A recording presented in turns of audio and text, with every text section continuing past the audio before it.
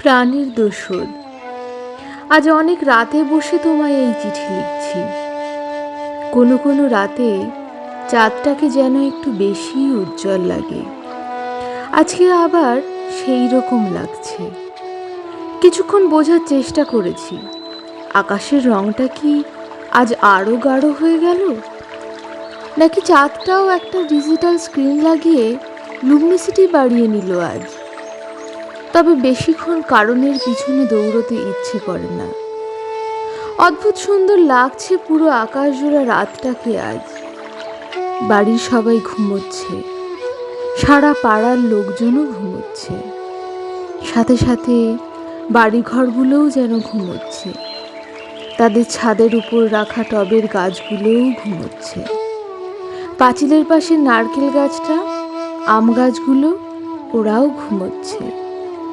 মাঝে মাঝে হালকা হাওয়া দিলে ওদের পাতার মৃদু নড়াচড়া যেন ঘুমের মাঝে আড়মোড় ভাঙার মতোই দেখায়। শুধু কুকুরগুলোই মাঝে মধ্যে কাণ্ডজ্ঞানহীনের মতো চেঁচায়। তবে জোনাকগুলো চুপি চুপি মোর্স করে কী সব যে বলা বলি করে কিছুই বুঝি না। সবে মিলে নিঃশব্দতাই রাতটাকে আগলে রাখে। আমার খুব মনে হয় নিঃশব্দতা মানে শব্দবিরতি নয়, বরং শব্দের ওপারে যা আছে তাই। আমার ঘরের পূবের জালনায় বসে রাতটাকে সবচেয়ে সুন্দর দেখায়। এই জালনায় কালপুরুষটাকে ম্যাগাজিনের কভারে পোস্টার বয়ের মতন দেখাচ্ছে।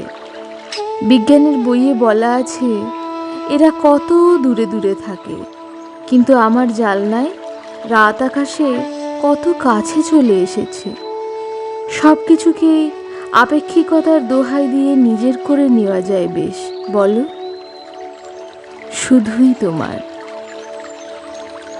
বিশেষ দ্রষ্টব্য, তারাদের দিকে তাকিয়ে কান পাতলে, খুব মন দিয়ে শুনলে নিঃশব্দতাকেও শোনা যায়, জানো?